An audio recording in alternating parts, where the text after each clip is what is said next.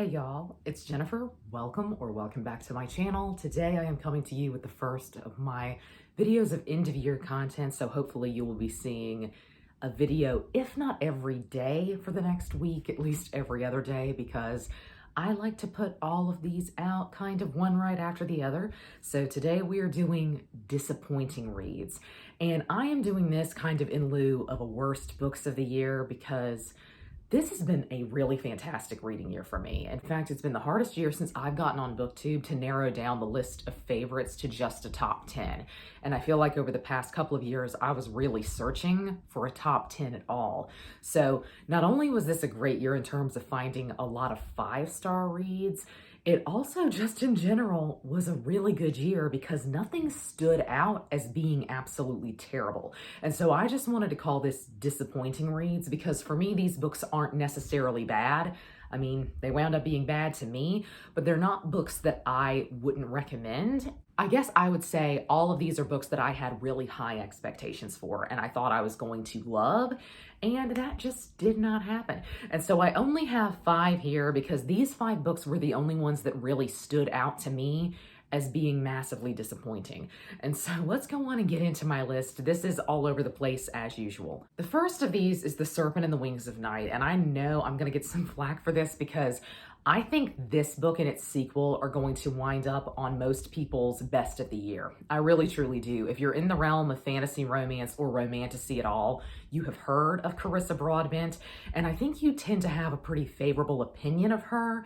Now, I have not tried her first series, which I think more people enjoy, more people love, but this is what I decided to go with. I read this back in the spring because this was vampires. And some of the reason this did not work for me is just because of who I am personally. I'm someone who really loves vampires, but I really like them in a certain setting and if they are designed in a certain way. And I feel like just in a fantasy world, vampires are kind of a hard sell for me. And this was definitely one of those cases because I felt like this really wasn't a case of people actually being vampires. They were more like fantasy creatures that had vampiric elements. And one of my favorite books of the year, which you'll see in my favorites list, is actually a fantasy romance that features vampires. But I think it did vampires in the way that I like to see them done. I like there to be a little bit more of a gothic element to them. And I also like there to be some clear and present danger, let's say. All of those elements, I guess, technically are here. They just weren't executed very well. And this is also set up in a similar way to something like The Hunger Games or Squid Game. There's kind of a death game going on. And I just had no investment in that. There were no stakes in that because you really only knew our main 2 characters, our main couple, and then a couple of people who were their friends. And so you had no real investment in whether these games killed any of the characters. You didn't know anybody who was killed. So you didn't feel anything when these games were completed. And of course you never feared for the life of the main characters because you knew there was going to be a second book focusing on them. So you knew nothing was going to happen to them. So to me, the author wanted the stakes to be very high here and they just weren't. I also didn't care that much about the romance here. And I feel like in a fantasy romance, if you're saying that, you're kind of scraping the bottom of the barrel because that's kind of the point. That's kind of what we're all reading for. I didn't feel like the characters had that much chemistry. And so I really am not that curious to carry on with Carissa Broadbent at all. I'm not even that interested in her other series because this was such a massive disappointment to me. I essentially forced myself to finish this. And this is one of those books that kind of stands out to me as one that I should have DNF'd. I don't know if y'all have any books like that where you're reading and you think, well, this has got to get better because people are really talking about this. And then you reach the end and you're still really massively disappointed. And you think to yourself, well, gee, if I had just DNF'd this, I wouldn't have wasted all this time. That's kind of how I felt with this one. So this was really disappointing. Again, is this a bad book? No. But when you've read a lot of fantasy romance, I feel like this one just doesn't stick out that much to me, and maybe just in general, this wasn't my style of fantasy romance, let's say, but this was just really disappointing to me, and in fact, it kind of turned me off of Carissa Broadbent as an author. Next, why don't we talk about Woman Eating? This is another book that I had extremely high hopes for, and it is another vampire book. I can't believe I'm saying this. I can't believe that 2 books on my most disappointing reads of the year are vampire books when I'm such a vampire girly. This is a literary fiction take on vampires, and it's also kind of an interesting take on eating disorders. And so this is about our main character who is a vampire who essentially does have an eating disorder, and she has a really complex relationship with the consumption of blood because of her relationship with her mother. And so there was also kind of a mommy issues undertone to this that I think was really interesting. The thing about it is, this book never became that interesting, let's say. At every opportunity to do something intriguing, to kind of move the plot forward, to make you as the reader want to keep going, the author just kind of said, nope, she hit the brakes and we moved into something else. And I just kind of questioned that about halfway through the book. Why wouldn't she want the book to be more interesting to the reader? And so maybe I just didn't understand the point of this book, but it most certainly was not for me. I was not the intended audience for this because I feel like this was for a particular type of vampire reader. I don't think people who are just generally into vampires are going to be into this book. Its cardinal sin, though, is a little bit different from Serpent and the Wings of Night. I feel like at least in Serpent and the Wings of Night, things were happening, even if you didn't necessarily care what happened to any of the characters and you weren't necessarily scared about what was going to happen to them. At least things were going on. Woman Eating is a book where essentially nothing happens until the very, very end. And by that point, you have wasted so much of my time that I genuinely don't care anymore. And so this was just really, really disappointing to me. Again, it's not necessarily a bad book. It was bad to me. I don't think I would highly recommend it to anyone because I've read a lot of lit fic in the past year that I thought was fantastic, and lit fic that I think was kind of discussing similar themes and topics as this book. I see a lot of people talk about this as like Woman versus the Void or Unhinged Woman type of novel, and I have read so many of those in my time. This one just doesn't even register to me as a great recommendation for that kind of subgenre at all. It just was boring. That's the worst thing about it. And for me, that's kind of the worst thing a book can be. Even if a book is bad, if something's going on and you have something to talk about, that's worthwhile and you kind of want to finish it.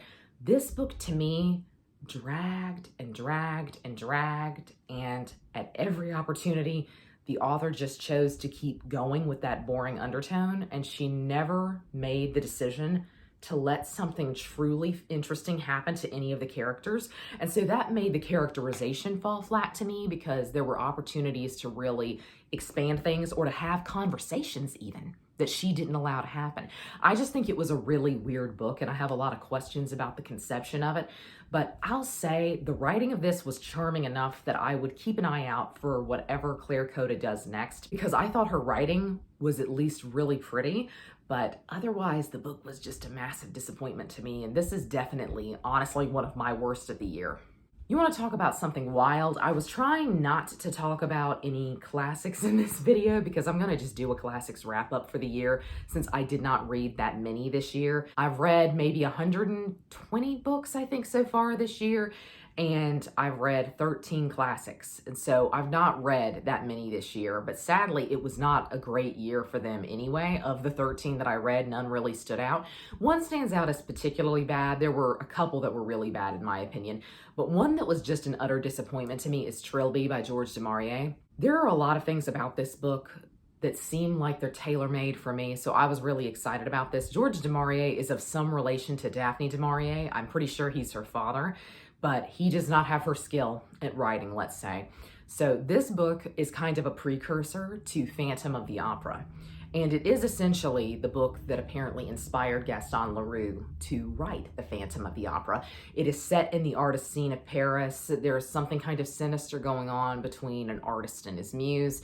And all of it sounds really good. Like when I describe Trilby, or when you look up a description of Trilby online, I think it sounds really, really great. And it sounds kind of like a page turner. But once you get into it, to me, this has got to be one of the most poorly written novels that I have read all year. I was blown away by just how poor the prose was. It was kind of short, pithy sentences, and it didn't feel like a stylistic choice. I know sometimes you can be reading something and you think, I don't like the way this is written, but it's probably the way the author intended it to be read. There was some choice the author made behind structuring the sentences this way. I don't feel that here at all. I just feel like this book was poorly, poorly written. And everything interesting, everything you wanted to see occur happened off page. That is a problem with a lot of classic literature, in my opinion, but it really stood out here. Basically, we just got what happened in a conversation between characters later on. And sometimes that doesn't necessarily bother me. I kind of like that construct, but this really stood out to me because it felt lazy, in my opinion. It felt like he did not want to put in the work to show us those scenes. He just wanted us to know that it had happened. And so I really, really despised this. This is one of my 1-star reads of the year.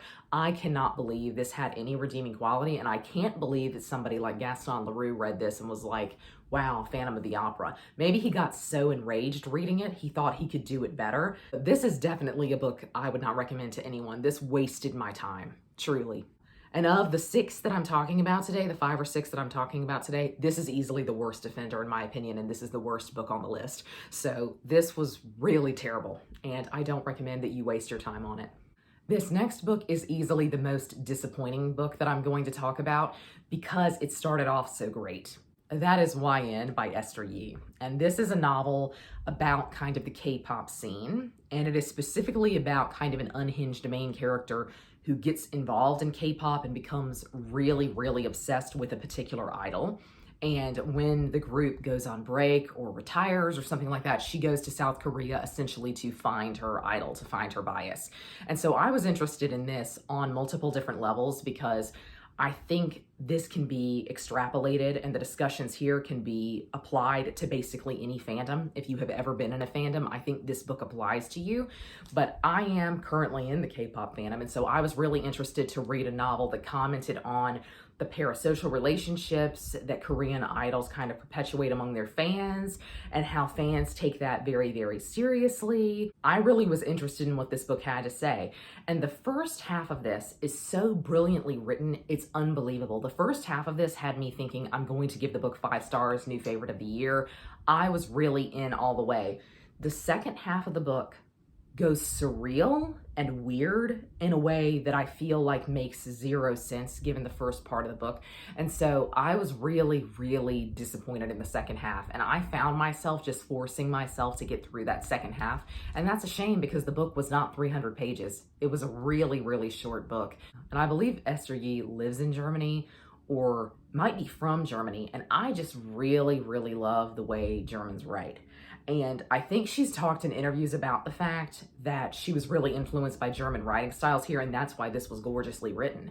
But come to find out when reading interviews with her, she's not even in the world of K-pop. She is not a K-pop fan at all. And I think she kind of looks down on the fandom in general around idols. And so that really colored my perception of this book again. I already had negative thoughts and negative feelings on the second half, but to know that she wasn't even in the fandom and she was trying to comment on things that were going on, basically because I think she kind of wanted to make fun of it, that was what was strange to me, and that made the whole conceit of this book fall flat in my opinion, especially in retrospect. So this was a real shame, but to me, it's still let down by that second half. The first half is so brilliant. I truly believed that she had been in the dark, dark depths of K-pop fandom, especially the way she talked about fan fiction, the way she talked about how fans interact at concerts and things like that. I felt like it was really an authentic representation of the fandom. And that's why I think the book is interesting in general, because it can be talked about regarding any fandom. If you have ever been in a fandom, Star Wars, Star Trek, whatever, I think if you've ever been in a fandom where you've seen people take it a little bit too seriously, you've known somebody like this main character before. And that's always crazy because you know Delulu people are out there, but you don't typically come across them, or you don't think that you have. And so I think this book wanted to say a lot, and a lot of it was achieved really brilliantly. But to me, the fact that the second half of the book was like Thomas Pynchon-esque surrealism, it really, really lost me. And I think it lost a lot of readers because this is definitely the lowest rated book on Goodreads that I have ever read, which is a shame because truly the writing alone kind of pulls it up. But in terms of plot, yeah, this one is a pretty big disappointment. Clytemnestra by Constanza Casati. This is just majorly disappointing. I know this is disappointing reads, but this one really made me sad. You know, I had high expectations for this because I love Greek myth retellings.